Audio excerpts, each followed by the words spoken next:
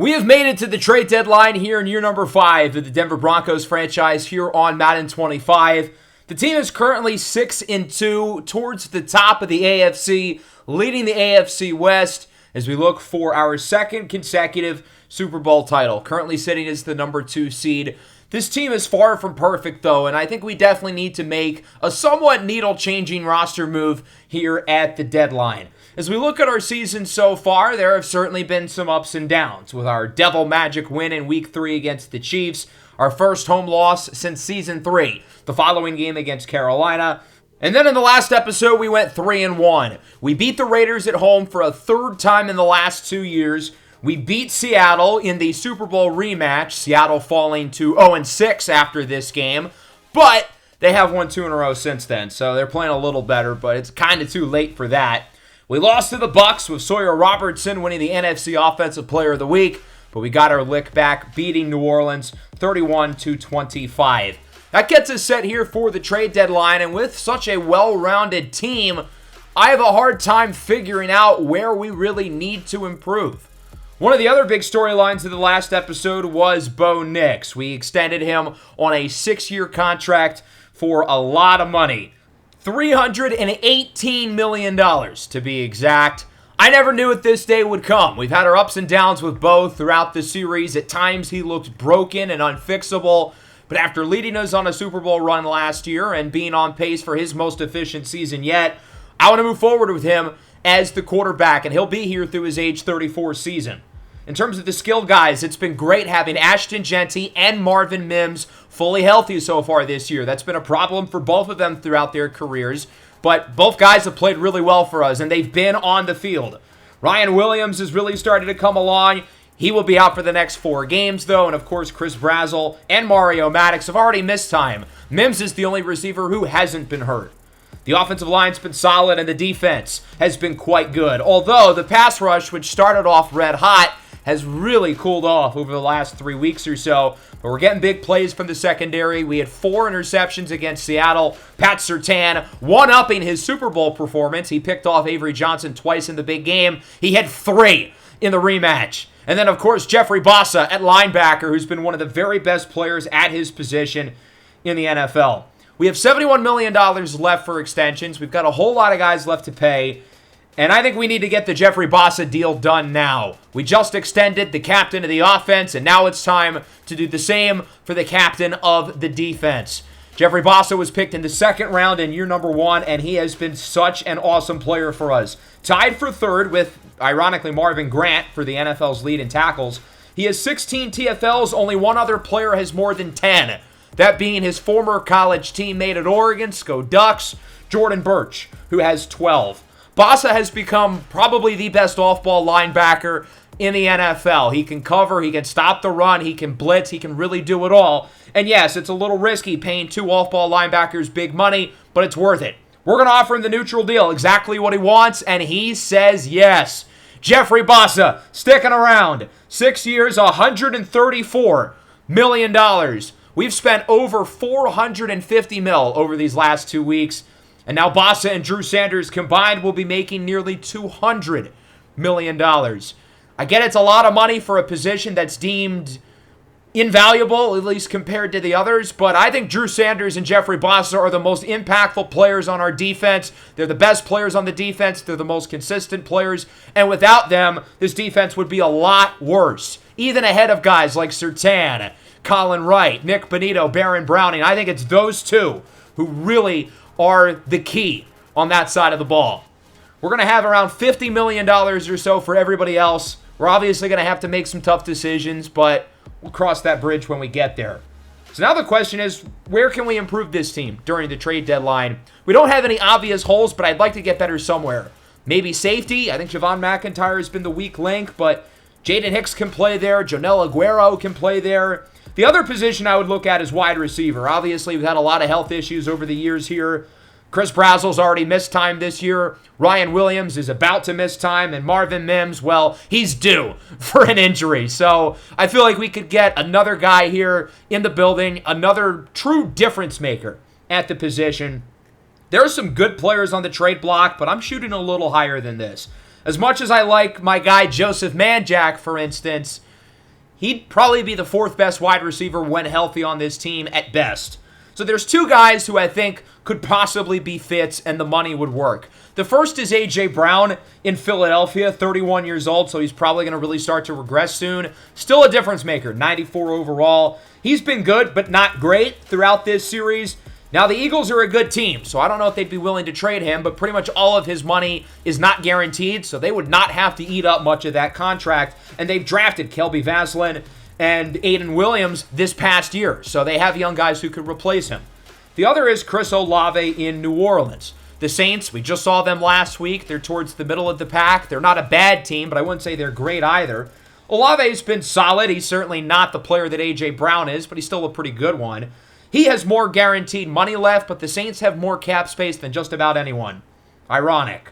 They have the guys to replace him. They're paying Isaiah Bond like a number one. Lawrence Arnold scored 3 times against us last week, and they just drafted Miles Steele and Cortez Boyd, both of whom I think are good enough to play. So we put A.J. Brown into Trade Finder, and oh my goodness. Does that say Jeffrey Bassa? And then that's 3 1s and 3 2s. Yeah, I don't think that's happening. Let's try Chris Olave instead, and this seems a little more reasonable. I'm not going to trade a first-round pick for him. He's 28. I think starting with, say, our second-round pick is probably a fair starting point. Okay, maybe we'll get somewhere here. Maybe try a mid-rounder, say pick 100. We do have 2 4s this year. I think we're getting somewhere. What about a player? I think they could use some more in the front, and we've got a lot of depth on the defensive line. I think Jack Sawyer would be kind of expendable. They'd be really interested in him. Now, New Orleans would actually prefer Sawyer as opposed to the draft picks, which I think is kind of dumb. Sawyer's on the last year of his deal. He's never really been a consistent rotation player anywhere. These draft picks kind of have tariffs on them in a way because the draft classes are boosted, and Madden doesn't really take account for that in their trade logic. But I think this is pretty fair. A 2, a 4, and Jack Sawyer to the New Orleans Saints for Chris Olave, and they would agree to it. So we add a true difference maker to the offense. We're going to Olave Garden, fellas. I think Chris Olave and Marvin Mims will complement each other very well. I think they have pretty similar skill sets. This is the type of player who Bo Nix likes to work with. Brazel and Ryan Williams can be the guys behind the scenes. I think that's going to be a good room, especially once everyone is healthy. In terms of some other possible buyers and sellers, I'd love to see the Cleveland Browns make a move, the biggest surprise in the league, at 6-2 after getting the number 1 pick last year, and then the Bengals on the inverse at 2-6. Very competitive in the AFC South. Everybody but Houston is in the mix. The AFC East is really strong. Now, New England's lost 4 in a row. They've lost a lot of steam. Everybody else there looks pretty good. In the West, I think all these teams are going to be buyers. Just because the Raiders are 3-5 doesn't mean they're going to change their team-building philosophy. They've been super aggressive as of recent. I think the AFC is a lot better than the NFC. You've got some strong teams in this conference. The NFC South is competitive. Dallas is good. Philadelphia is good. The Cardinals, I would love to see make a move. They're the only good team in the NFC West. And believe it or not, the Cardinals actually have more wins than the other 3 teams combined. If you think this is crazy, if you remember from the Dragons franchise last year when we replaced the Cardinals, the NFC West was usually pretty competitive, but I think it was season 5 or 6 where the 3 NFC West teams had the 3 worst records in the NFL. They picked 1, 2, and 3 in the NFL draft. The Niners were the 3rd worst team in the NFL, but they had a 2nd place division the following season. So here are our trades around the league. The Commanders are trading away Marlon Humphrey to the Bills for a 5th. Buffalo's been so close for so many years. Will this finally be their time to win a championship as they add to the cornerback room with a good addition here in Marlowe? Miles Hinton and a 6 is going to the Cardinals for a 2 and a 4. Hinton will likely move over to right tackle with Paris Johnson already on the left side. The Raiders can afford to do this because Hinton's on the last year of his deal. They have not extended him yet, and they just drafted Caleb Lomu at left tackle this past season. They were not going to pay Hinton, and the replacement isn't too much worse. Amarian Hampton to the Steelers for a 4 and a 5. Jonathan Brooks should be back from injury soon, and the Saints also have Caleb Jackson, who they just drafted as well. The Steelers, meanwhile, kind of could use a running back, and he's also a free agent. Here's the big one. Kenneth Walker to the Philadelphia Eagles, the 4th best running back in the game. I mean, he terrorized us in the Super Bowl last year, but he has fallen off a cliff. 3 yards per carry this year. He has not recorded more than 3.4 since week 1. He has been awful this year. Is it the situation in Seattle being clearly worse, or has he lost a step? The Eagles are banking on it being the former. They see the talent in K9. They could use an upgraded running back. Jeremiah Love has not been worth the high second-round pick that they used him on.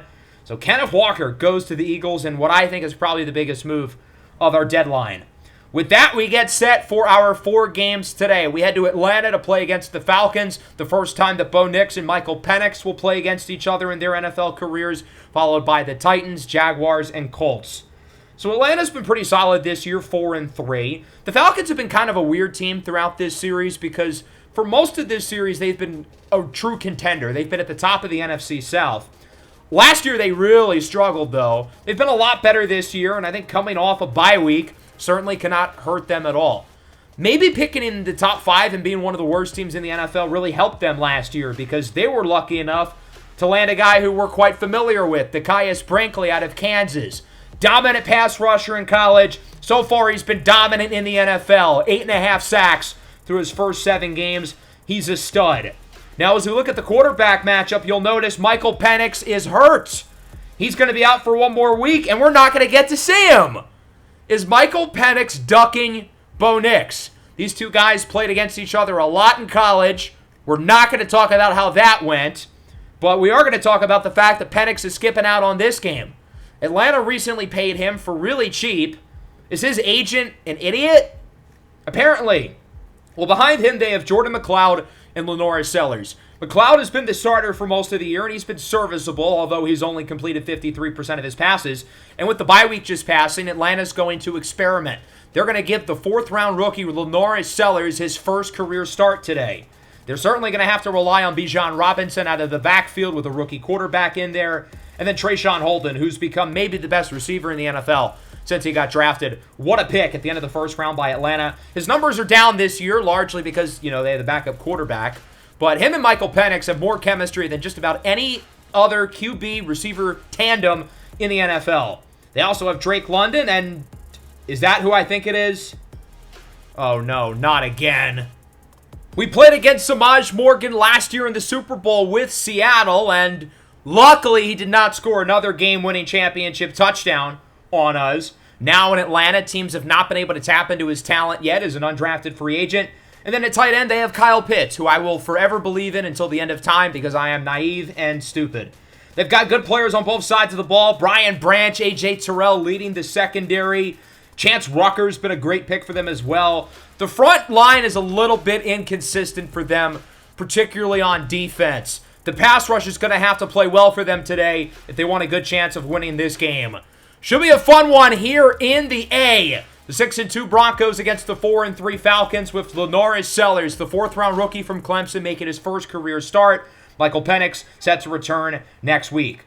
Sellers' only NFL snaps are in the preseason. His first NFL pass is a fake. Kyle Pitts could have turned it into a big play, but he steps out of bounds because at times he is a complete waste of space. Will I be drafting Kyle Pitts for a 5th year in a row in fantasy? Yes. Will I deserve what's coming for me? Also, yes, as Bijan Robinson gets the first down off the pass by Sellers. Good job to wait for the defense to give him something as he will look up the middle. He's got Drake London. Gets by Colin Wright. Into the red zone. Wrapped up past the 15 and around the 13. For a kid who's never gotten a snap in an NFL regular season game, Lenore Sellers looks pretty good so far. 1st and goal at the 2. Kyle Pitts in motion. Sellers looks to throw it in the end zone. It's caught! Oh no, is that who I think it is? Samaj Morgan with the touchdown. My flashbacks are coming back. Falcons march right down the field. Who needs Michael Penix anyway as they lead at 7-0? Here comes the Denver offense at the 37. Nix on the run. It's Chris Olave to the 50. His first catch as a Bronco. He's played in this building plenty of times. His number 1 rival in New Orleans was the Atlanta Falcons.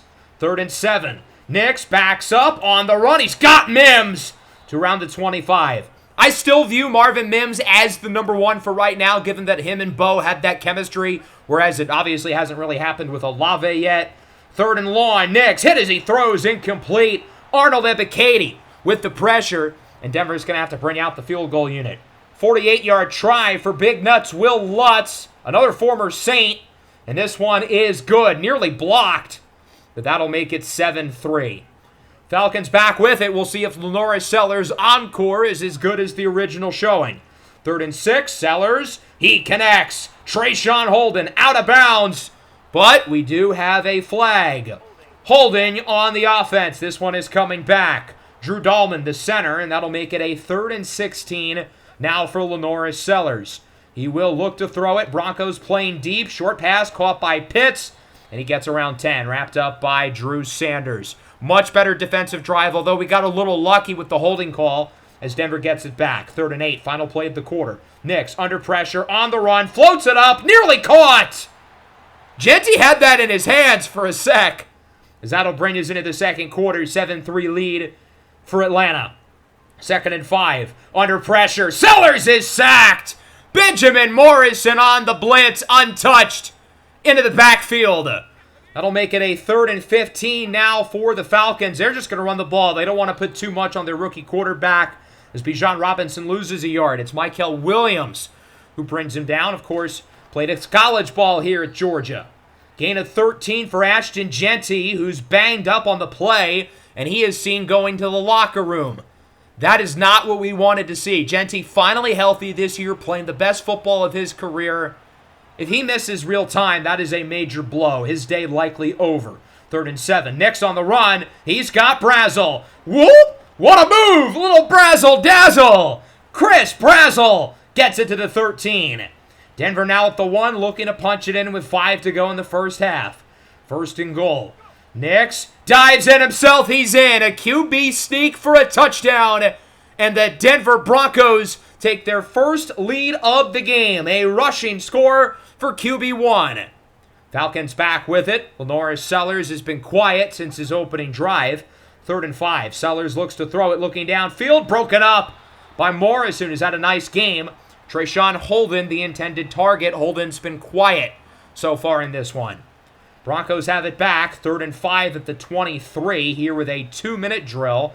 Nick's joined by Trey Henderson, who's going to be the RB1 for at least the rest of this game, maybe longer, as Nix will look to throw it. On the run, under pressure, cannot escape. It's Braylon Trice with the sack. If the Washington fans wanted to dunk on Oregon, well, here you go, because your quarterback got too scared to play. There's Trayshawn Holden to the 27. Falcons looking to potentially regain the lead here before the end of the half. 2nd and 10. Sellers looks to throw it. He connects. Kyle Pitts inside the 10. Runs out of bounds. I feel like he could have scored there. Okay, I mean, Kyle Pitts, as we know, is allergic to the end zone, so I guess this is not entirely surprising. Instead of the floor is lava, the end zone is lava, and Bijan Robinson's burning up. Flips in for a score. The Falcons regain the lead. He took a shot there from Drew Sanders, flying in the air. 14-10. Nix on the comeback. He's got Brazzell. Out of bounds at the 27. Denver in prime position to at least score, maybe more. 3rd and 10. Nix up the middle. It is broken up for Mims. Jesse Bates, still one of, if not the very best safeties in the NFL, with the deflection. 44-yard kick for Big Nuts Lutz is good. He's 2 for 2. Denver has it within 1 going into the half, 14-13. Lenoris Sellers looks the part, though. Even though he's never played in the NFL, he's still very experienced. 4-year collegiate starter, 2 years at South Carolina, transferred to the rival Clemson, led them to the college football playoff semifinals as a junior before they were pretty disappointing last year. On the run, should have been intercepted on 3rd down, dodged a bullet. Chance Rucker, the former Rutgers Scarlet Knights defensive back, had a pick 6 right in his hands. We dodged a bullet there, no way around it. Sellers on 3rd and 2, he's got Pitts. Kyle Pitts with a big gain to the 46. Really good first half for Kyle Pitts. I mean, he was one of the best players on the field. That's his 9th catch of the game. He's almost at 100 yards. Here's 10. Breaks away from Grant and is flipped over by Surtain. Pardon, that's his 11th for 113 yards. Nobody else on the team has more than 2. They are force-feeding Kyle Pitts, and it's working. Where has this been the last 4 years? They'll go short on 1st and goal. It's the backup tight end in for a score, that being Amari Niblack, the former Alabama and Texas tight end, and it's 21-13. Denver back with it. Bo Nix up the middle. Big time throw for Harold Fannin. Nix has not played his best ball today. He only completed 60% of his throws in the first half. And he has been outplayed by Lenore Sellers so far. Looking to pick it up. 3rd and 1. Trey Henderson is stopped. Atlanta brings him down. It's Rollins. We're going to go for it here on 4th and 1. Samu Tamu Monpepe still injured, so Zamir White gets it up the middle for a gain of 8. Denver gets the first down, and they will keep the chains moving. Under 2 to go now in the 3rd. Broncos a touchdown and a 2-point conversion away from tying. Play action. Nix on the run, looking deep, and it is dropped. Marvin Mims had it in his hands. That was catchable, I feel like. We're going to go for it again here on 4th and 3. Interesting call, but it works. A spacing concept. Pretty much everybody was wide open. That is Fannin who came down with it. 2nd and goal. Nix, wide open, touchdown! Chris Olave, his first score as a Bronco. And we're a 2-pointer away from tying it as it's 21-19. Olave probably still with a lot of animosity towards these Falcon fans after spending 7 years in New Orleans. Henderson's in for the 2. We're tied at 21.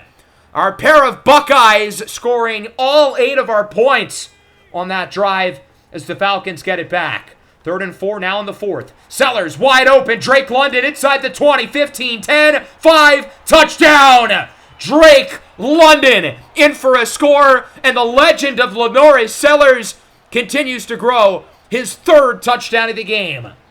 Henderson gets it on 3rd and 8. It was an RPO. They covered the pass, so we had to run it. That didn't work either. And Atlanta gets it back with under 6 to go. 3rd and 3. Bijan Robinson is stopped. Javon McIntyre, Rock Chalk, leads the way. And the Jayhawks get it back here at the 23-yard line. Nix looks to throw it. He's got L.J. Martin wide open. Past the 40 to the 41. A good play there by Martin, who played his college ball at BYU and Texas A&M, getting some extra snaps today with the injury to Janty. At the 43, Nix backs up. He's got Olave, his 5th catch of the game. Atlanta tries to punch it out, but Olave hangs on to the 26. Look at that clock. We are letting that thing go. 3rd and 5, less than a minute and a half. Nix on the run. He's got Trey Henderson. First down, juke move inside the 10. And now we really can try to chew as much clock as possible, although Atlanta uses a timeout because of an injury. 2nd and goal. 40 seconds to go now. Nix will look to throw it. No one's open. Scrambles. Fumbles. Pick it up. No, it's Atlanta. The Falcons with the strip sack on the goal line. And Atlanta forces potentially a game-clinching turnover. We do have all 3 timeouts, so it's not fully over, but man, that is a killer. You gotta hold on to the ball, Bo. Now, we've got to see if this was actually a fumble. The booth is going to take another look at it. This call may very well determine the outcome of this game. Knees down. That is not a fumble. Bullet dodged. A huge break for the Denver Broncos. We got real lucky. The clock is going to continue to move, and we're in no hurry. Under 10 seconds, 3rd and goal. Henderson, touchdown! Travion Henderson with the score, and we are an extra point away from tying it. The game thinks we should go for 2. If you think you're going to win in overtime, kick the 1. If you don't, take the 2. And with how we've played today, I'm taking the 2. The offense has not been impressive. The defense has not been impressive. Let's win the game right here. Henderson, he's got it! Travion Henderson with an octopus. He scores all 8 points on the possession, including the 2 to win it for the Broncos. A gutsy decision by head coach Simeon Bonnet, but it pays off. If I thought we were going to win the game in overtime, I would have kicked. But I don't think our defense has played well enough for me to feel confident that they would get a stop in OT. I don't think the offense has played well to feel confident that we're going to win it if we get the ball first. Let's put fate in our own hands. Let's end the game right here. Big time win for the Broncos in a game where we really did not play that well. Lenore Sellers was better than Bo Nix. Our guy just got outshined by a 4th-round rookie who's never played in the NFL before. Maybe Lenore Sellers is just that guy, but I really don't think Bo Nix played that good of the game. Bijan Robinson was solid. Trey Henderson had to be the RB1, was not his most efficient day. 12 for 117 for Kyle Pitts. Nobody else on their team had more than 3 catches. Damn. We did stop Trayshawn Holden, though. If anyone was going to get 127, I would have thought it would have been him. For us, Brazel led the way in catches and yards. Olave, 5 for 45 and a score. He was solid in his debut. We didn't use him every play. We had him out there maybe 65% of the snaps as he continues to learn the playbook. He'll be out there more and more as the year goes along. I thought both offensive lines were really solid. Our pass rush has just given us nothing over the last 4 weeks. We had 1 sack today, and it was off a blitz where Ben Morrison was unblocked. No turnovers on either side, although Atlanta dropped a couple of picks. We do have a new injury, a big one on the defensive line. Mykel Williams pulled his groin, and for a pass rush who's been really inconsistent, he's been the most inconsistent of the bunch. The good news is Ashton Genty will be good to go next week. He only bruised his sternum and will be completely fine moving forward as we look across the rest of the NFL here in Week 9, officially halfway through this season, sitting at a record of 7-2. As for your players of the week, we've got former Bronco Troy Franklin, who scored 4 touchdowns along with Jalen Milroe, Edgerrin Cooper, and Quinnen Williams.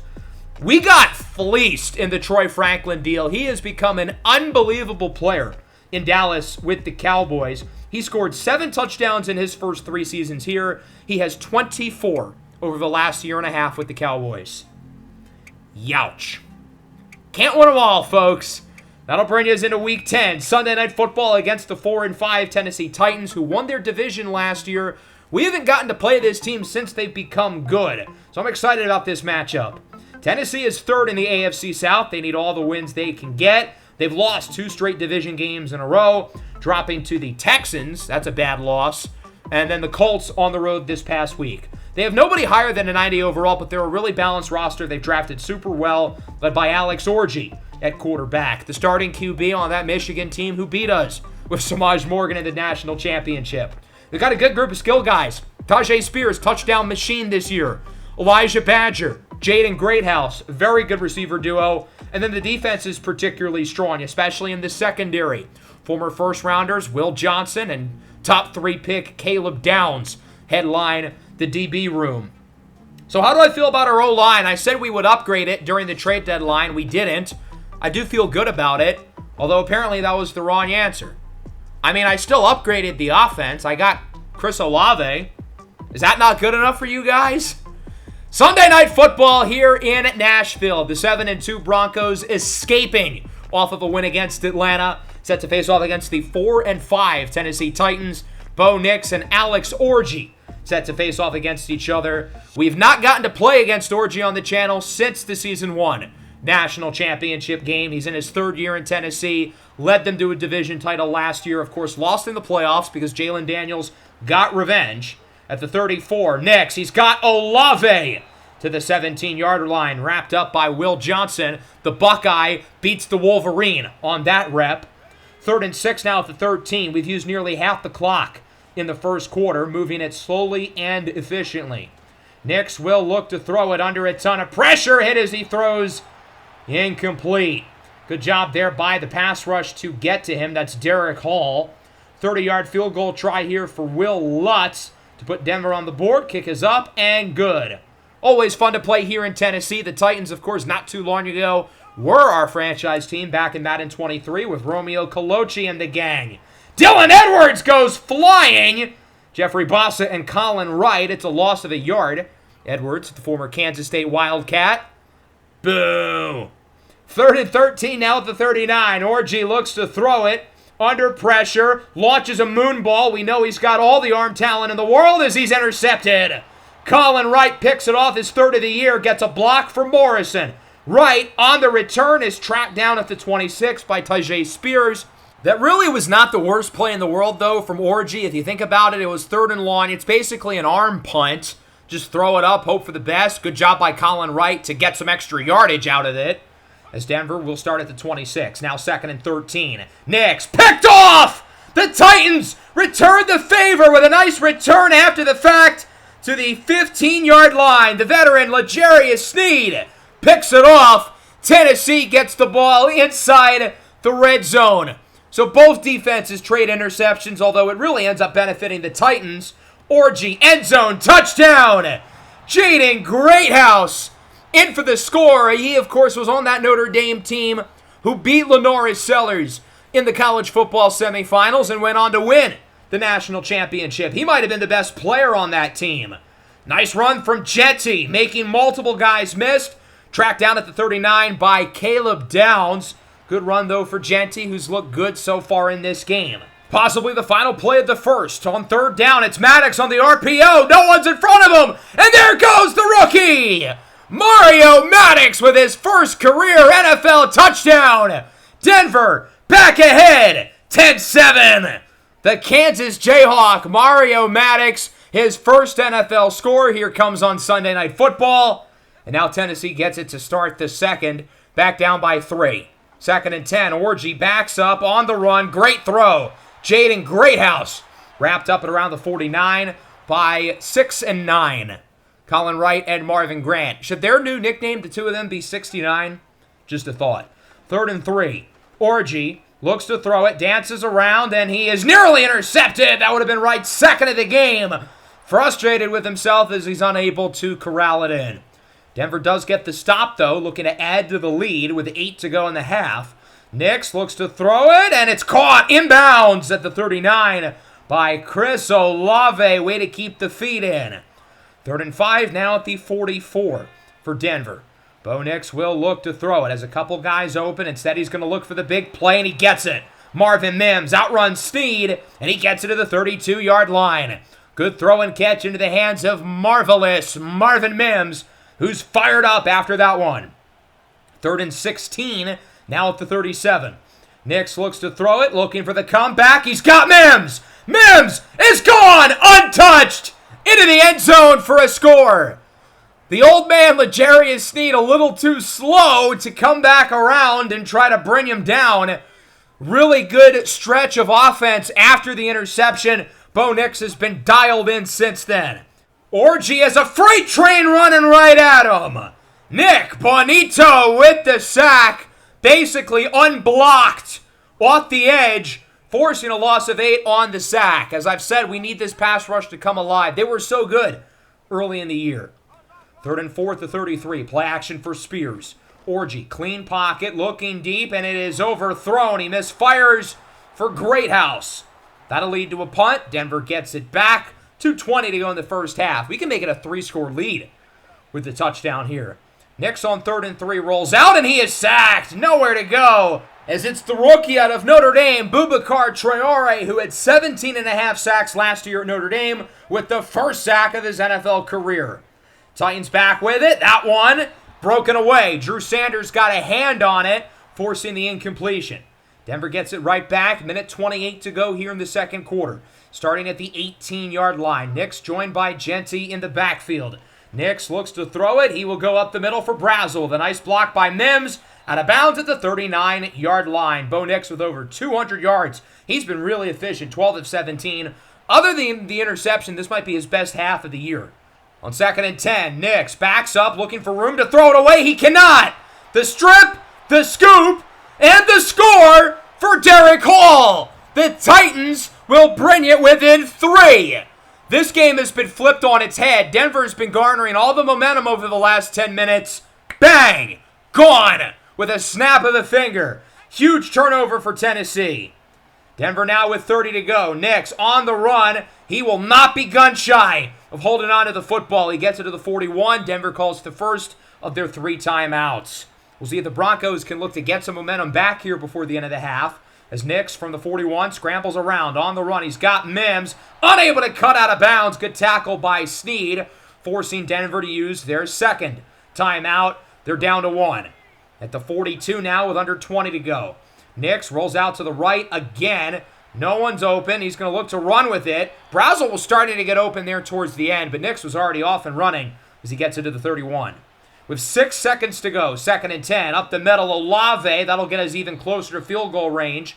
4 catches, 52 yards here in the first half for Chris Olave, as we're going to use our last time out and bring the field goal team on. 36-yarder for Big Nuts Lutz is up, and it is good. 20-14 going into the second half. It's weird because I feel like we've been pretty clearly the better team, and the stats will certainly show that. 7 of 9 on third down compared to 0 of 4. The yardage heavily favors us. Look at the time of possession. We've had the ball for 15-22. They've had the ball for 4 minutes and 41 seconds. We've been the far better team today, but those costly turnovers in their red zone have killed us. 2nd and 10. Here's Greathouse with it. Beats his former college teammate Benjamin Morrison. A lot of Notre Dame representation in this game as he's wrapped up by McIntyre. 3rd and 5 at the 27. Here's Orji. Dances around. Hit as he throws. Aleem, the dream. McNeil with the pressure. And that'll likely lead to a field goal here for the Titans. Looking to bring it back within 3. 44-yard try here for Tennessee to make it 20-17 is up and through. Kind of a short kick, but went in. All field goals are created equal as long as they're good. We've got to do something here on this offensive drive because we've been clearly the better team today, but we're only up by 3. That is not good enough. 3rd and 6. Nick's looking for the heroics, and it's incomplete for Brazel. Good coverage by Roger McCreary, Bo Nix's former teammate at Auburn. Titans get it back. 3rd and 10 here at the 19 with under 5.5 in the third. Orji under pressure, and he will throw out of the sack. Aleem McNeil has been a little disappointing this year. He was better last year, but he's had a really strong game today. Denver at the 30, 2nd and 9, RPO. Marvin Mims has room, jukes away from the defender, and gets it inside the red zone. Good play after the catch by Mims, who's been one of, if not the very best players on the field in this game. He has been electric. At the 13, Nix looks to throw it. He's got Olave wide open. He will walk the red carpet into the end zone for a touchdown. We get good field position. We take advantage. Couple of really nice plays after the catch by Mims and Olave. We're back up by 2 scores, 27-17.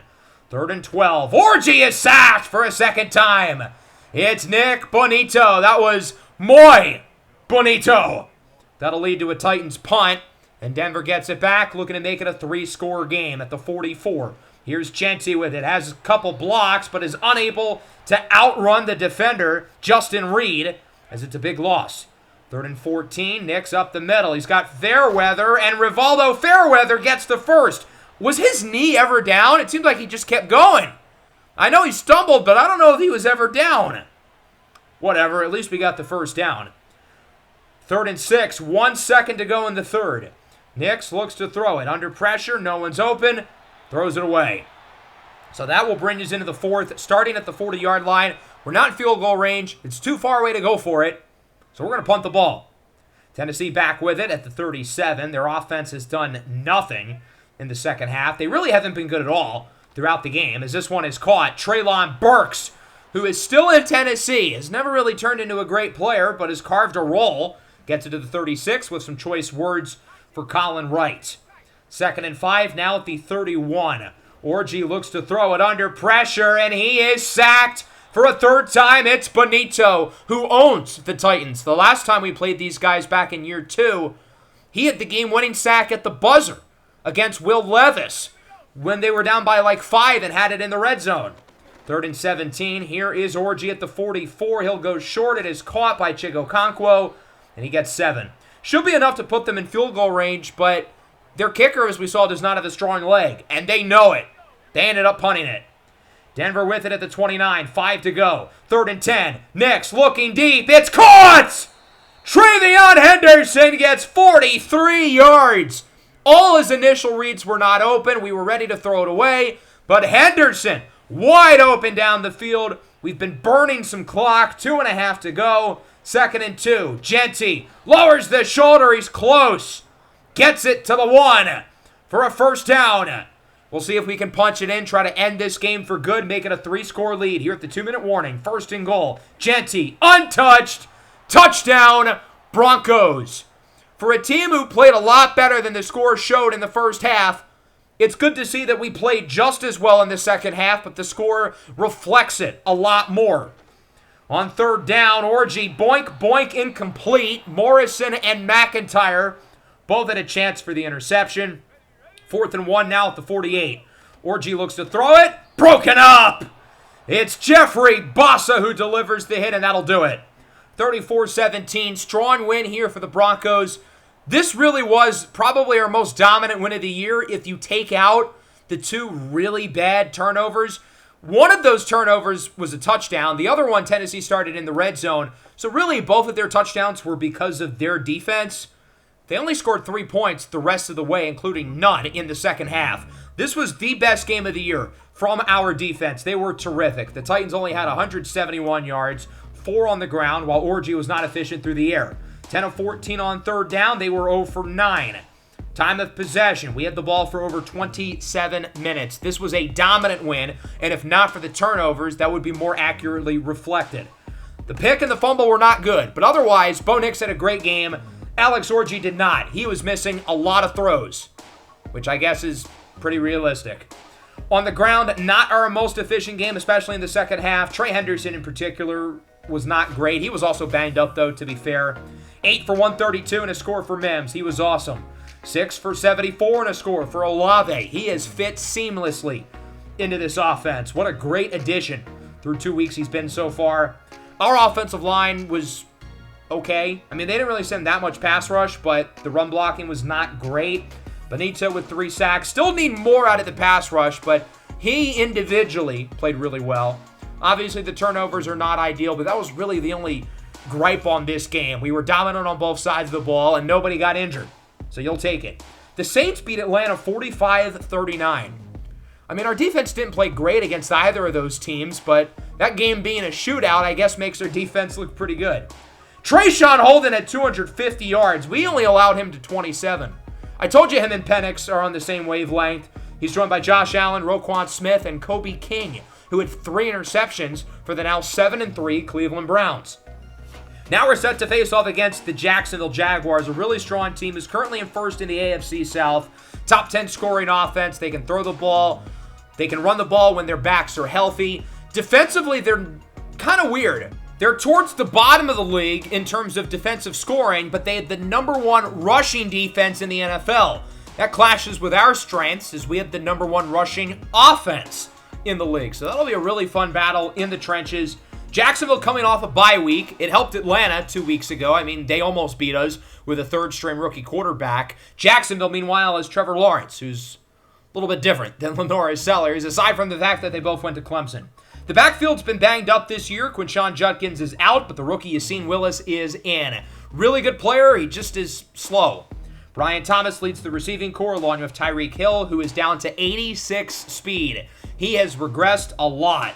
Of course, they have Colston Loveland at tight end, who's a good player. And then defensively, up and down, very good run defense. The pass defense, not so much. Bo Nix is going to need to have a big game because that's where we can exploit this team. Solid offense, good run defense, but they struggle against the pass, particularly their secondary, a major weak link. Should be a good one here as a couple of first-place teams with history face off against each other. These guys beat us in our very first playoff run in the divisional round of year number 2.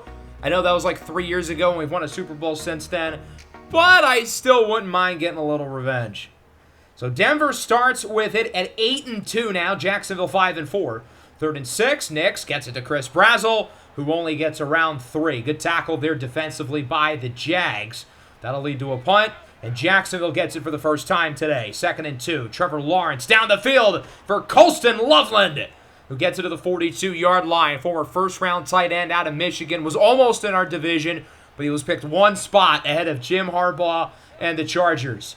3rd and 5 now. Lawrence looking deep. Broken up in the secondary by Colin Wright as he was looking for the young standout, Brian Thomas Jr. The Denver Broncos will get it back at the 20-yard line. Here is Genty with it to the left. Trying to get some room. Breaks a tackle, but he's going the wrong way. And it's a loss of about 4. #1 rushing defense living up to it so far. 2nd and 9 after a penalty. Nix fumbles it, and it's scooped up by Josh Hines-Allen. On the return, he is inside the 10. Back-to-back weeks with a strip sack on Bo Nix. The play made by Lander Barton, the linebacker, the younger brother of former Bronco linebacker Cody Barton. 3rd and goal. Loveland gets nothing. Drew Sanders brings him down. Good hold here by the defense, only letting them get a field goal. The one problem with the defense last week against Tennessee is when they did get turnovers, they scored off of them. Granted, one of them was a defensive touchdown, so you can't really blame the defense there. I'm just nitpicking. The defense was incredible a week ago as the offense gets it back at the 26. Nick scrambles with it on the run. He's got Fannin wide open. Beats Barton in coverage and is pushed out at the 40. Let's see if the offense can try to get rolling. We have struggled early in this game with 1.5 minutes left in the first quarter. 3rd and 8. Nick's hit as he throws, incomplete. Good pressure there up front by the Jags, and we're going to punt it away. 3rd and 9 at the 6. Lawrence under pressure, nearly sacked. Somehow stays in the end zone, and it is broken up by Surtain. He was looking for Thomas. I thought he was going to pull a Dan Orlovsky and step behind the end zone for a safety, but it does not happen. Denver with it here in the second quarter. Nick scrambles around, trying to find room to throw it away. He cannot. Josh Hines-Allen brings him down, and that'll lead to another punt. Nix knew no one was open, but he couldn't get space to throw the ball away. The pass rush was too much. Jags back with it. Lawrence looks to step up and run with it, but does not convert on 3rd down. Jeffrey Bassa brings him down, and Jacksonville has to punt it away. There has been no offense to speak of in this game. 3rd and 10. Nix looks to throw it up the middle. Broken up, incomplete. That is Andre Sisco who got a hand on it. Jacksonville gets it back now. The only points was directly off a turnover on a drive where the Jags got 0 first downs. Lawrence for the moon. Why did he stop running? Brian Thomas to the 2. Colin Wright covered him well for 80% of the snap, and then he just stopped running. It wasn't even when I switched on to user him. It was before that. Why did he stop? You're not supposed to do that as a corner. 2nd and goal. Thomas has got it again. And Jacksonville adds to the lead. It's 10-0. A mental lapse by Colin Wright is the difference of 7 points. And in a game where there's not a lot of offense, you're going to need all the points you can get. Trey Henderson with a nice move. He only gets around 6. Yet another punt for the Denver offense, who has looked lifeless in this game. Jacksonville back with it at the 16. Lawrence goes deep again. Brian Thomas Jr. burns Surtain, and he is gone. BTJ is unguardable. Well over 100 yards here in the first half, and it's 17-0. I still don't even feel like the defense has played that bad. They've just had 2 really bad plays where Surtain and Colin Wright both got lost in the sauce. Otherwise, the defense has been pretty good. As Genty loses yards again, we have had nowhere to run it today. 3rd and 4 at the 49. Nix looks to throw it. He'll go short. Broken up. Looking for Fannin. I mean, this has been a disaster. No one is playing well. The quarterback, the running back, the receivers, the offensive line. Everybody is struggling. Lawrence looking deep. Wide open. Nick Anderson. Past the 50 to the 48. The Jags are out of timeouts, though, so they're going to have to manage this well if they want to score again.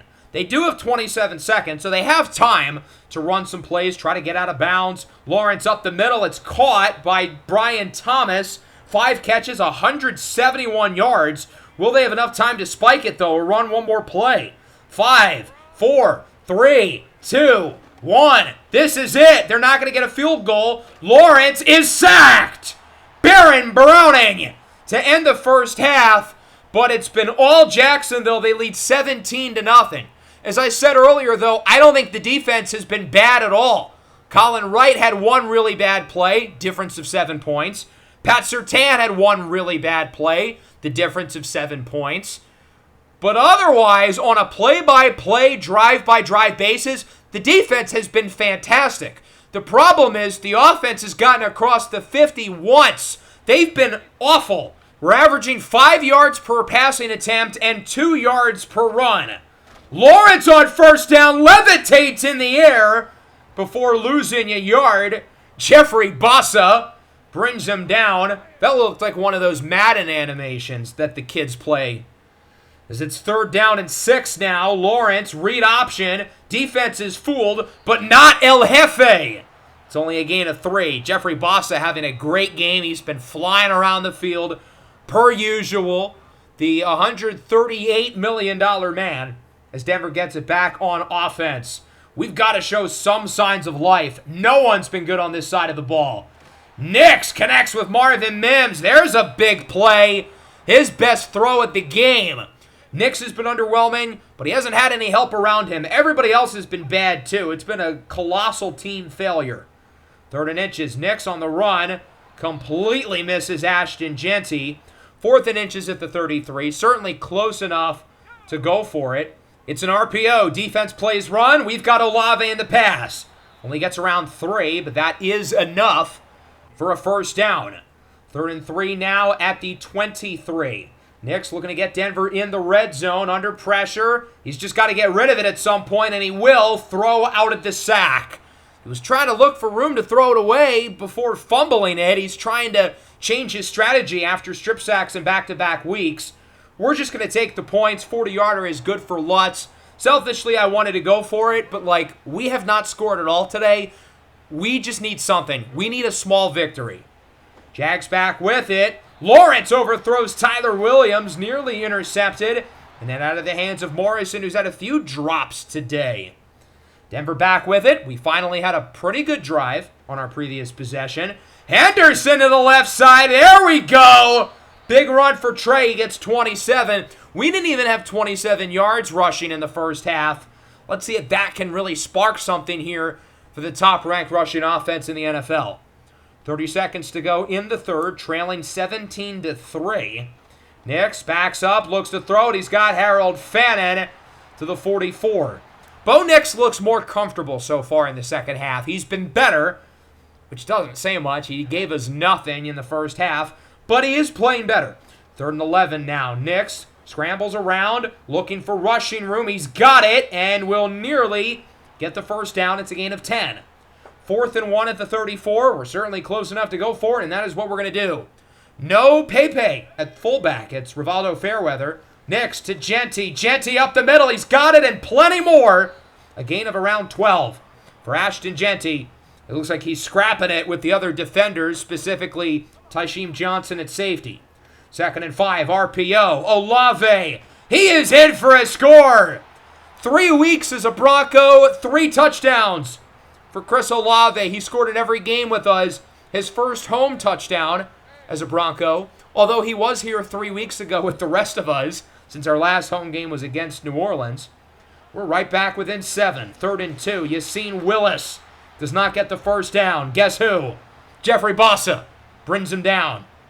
That'll lead to a punt, and Denver gets it back at the 31 with 5 minutes to go. We've scored on both drives in the second half. Can we do it again? Jeanty on 1st down with a block from Fannin. Juke move. There goes Jeanty down the field. He gets it to the 29 for a gain of 40. One of his longest runs of the year. The run game has been rejuvenated here in the second half. A big gain for Jeanty, who only had 32 yards before that gain. He more than doubled his yardage for the afternoon. Now at the 29. 4.5 to go roughly. Play action. Nix under a ton of pressure. Going to look to get out of it, and he cannot. Bo Nix feels slow today. I don't know what it is. As it's 3rd and 13 now. Nix up the middle. Caught. Fannin gets around 8. Wrapped up by Devin Lloyd. Given that a field goal does just about nothing at this point, we're going to go for it. Here on 4th and 5 with a little over 3 to go. Nix looks to throw it. He's got Olave. No, he didn't get it! Did Chris Olave think he was behind the 1st down marker or something? He should have kept trying to go to run. He was focused on holding on to the ball with the defenders in the area, but you've got to get that 1st down. That's got to be the priority. Loveland starts the drive to the 30 for Jacksonville. 2nd and 2 now, nearing the 2-minute warning. Play action. No, it's a run! They faked everyone out, including me! Yassine Willis all the way to the 20! 41 yards for Yassine Willis. Jacksonville close to finishing this game. Willis now at 100 yards, or he was at 100. Now he's at 99 as he's going backwards. Bossa brings him down. Denver down to one timeout on third down. Back to Willis, and he does not get it. Colin Wright and Damon Clowney bring him down. We're going to use our last timeout. Interesting decision upcoming for Jacksonville. I would take the points, be up by 2 scores. They're going to go for it. They want to end this game. Willis, the handoff, spin move. No, he didn't get it. Nick Bonito and Benjamin Morrison bring him down, and there's still a chance. You're saying there's a chance, baby. 147 for the offense, only down by 7. Nix up the middle. What a catch by Mims. We got to get back to the line quickly. Hurry up. 50 seconds left. 3rd and 8. Nix throws out of the sack, incomplete. And it'll come down to this. 4th and 8 at the 29. We haven't really made much progress on this drive. As Nix looks to throw it for Fannin, and it's dropped. Jarred away by Devin Lloyd. And the Jaguars hang on in a defensive slugfest. 17-10. This game was ugly. Our defense did everything they could to help us win the game. I thought our defense played well in the first half, and they allowed 17 points. They allowed none in the second half. The offense was better in the second half, I guess. Still weren't good. Trevor Lawrence was solid, although if you take out the couple of big plays for Brian Thomas, his numbers certainly look less impressive. As for Bo Nix, he was just very blah today. Both teams ran the ball well, especially late with some big runs down the stretch. 101 yards for the rookie. You've seen Willis. He's not some home run hitting dynamic athlete, but he's a good player. Our rushing stats were good, but they were kind of aided by big runs towards the end. We did not run the ball well throughout the game. 5 for 171 and 2 scores for Brian Thomas. He took over in the first half. 15 tackles, 4 for a loss for Bossa. We only had 1 sack, and we didn't get any turnovers. Despite that, though, I thought our defense played great. We didn't need the sacks and the turnovers, which is the sign that you've got a good defense. Problem is, we didn't win the game because the offense was completely butt cheeks. Here's a look at your scores around the league. As for the players of the week, Jordan Love, Joe Burrow, Wade Woodaz, and Christian Gonzalez. On to the 4th and final game of the day. We're hoping for a much better offensive showing today as we head to Indy to face off against the 6-4 Colts. We did not exactly do them a favor by losing to Jacksonville. The Colts are a really well-rounded team. They rank towards the top half of the league in every main statistical category. They're not flashy, but they get the job done. 3rd in scoring defense. They're top 10 in passing yards and rushing yards allowed per game. And they have a balanced offense. They're 6-4 currently. They're a wild card team in the AFC. I believe the number 6 seed. They had the same record as the Jaguars, but Jacksonville has the head-to-head tiebreakers, sweeping them in weeks 1 and 3, very early in the year. The Colts, though, have caught their stride. They've won 4 of 5. Led by Anthony Richardson, who's developed into one of the best quarterbacks in the game as a 97 overall. Do I still have blind hope that he can maybe one day reach this height in real life? Maybe I do. He has become the anti-Anthony Richardson, though. He's the most accurate quarterback by completion percentage in the league. The problem is he's a short yards merchant. He has not had a 30-yard pass yet this year. His longest pass is between 27 and 29 yards in every game except for 1. But never more. How is that possible? It's been 9 weeks, over half the season. How does your team not have a single 30-yard passing play? I don't get it. Jonathan Taylor still leads the backfield. They've been planning for life after him with Peyton Lewis, the second rounder, and Mark Fletcher in his second year out of Miami. Josh Downs, Adonai Mitchell, Amari Thomas, and Cam Coleman is a pretty well-rounded receiving core with the veteran Jawan Johnson at tight end. Defensively, they're not that highly rated of a group. Latu and Jade Barron lead the way.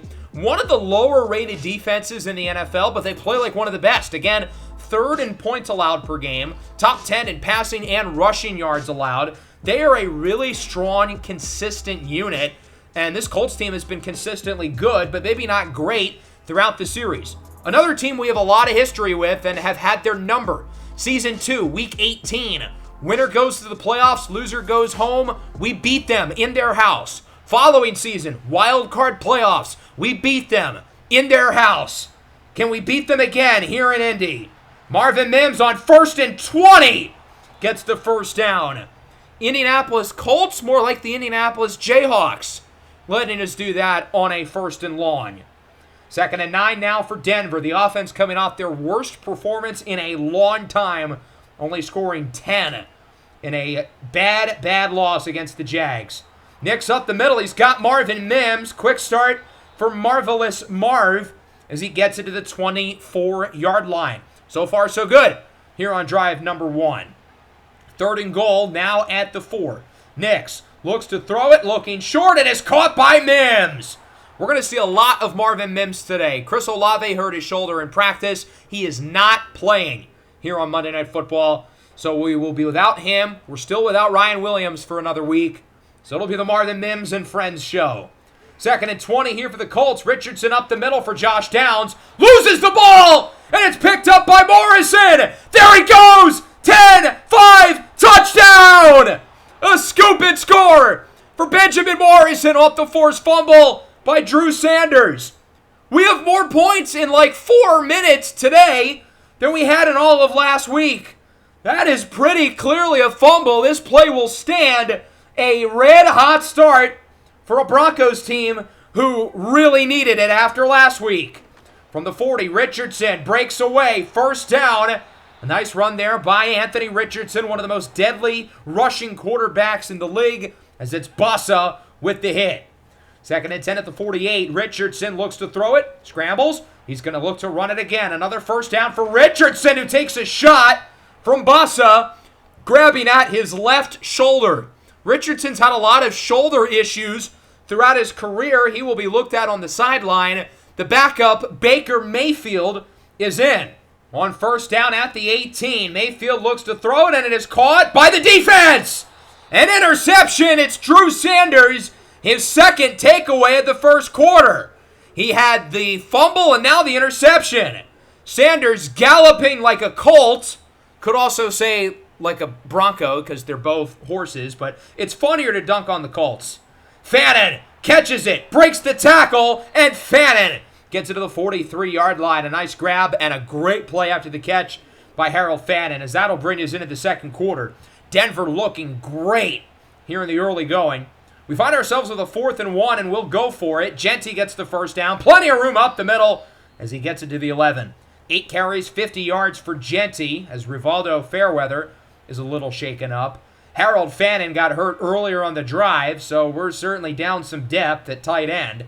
2nd and 4, it's Genty to the left with a nice block, and he is in! 21-0 lead for the Broncos. We took last week's loss personally. It was a tough week in practice on the guys, but they have responded extremely well. Colts back with it, Richardson back in the game. 2nd and 9, Taylor going backwards. It's Mateo Uiagalelei who forces the loss. Uiagalelei's been quiet after a great start to the year. Richardson on 3rd down is intercepted. Pat Surtain, his 5th of the year, another takeaway for the Denver defense. We've had 3 offensive drives and have scored touchdowns on all of them. Well, technically 2, because we had the scoop and score. The Colts have had 3 offensive drives. They've turned it over on all 3 of them. That's as dominant of a start as you can ask for. Nix throws it away on 3rd and 4, so the Colts defense finally does something good. But we're already in field goal range because we were able to get a couple 1st downs and obviously started with good field position. Will Lutz, his kick is good from 25. It is a 24-0 lead for the Denver Broncos. Colts back with it nearing the 2-minute mark in the 1st half.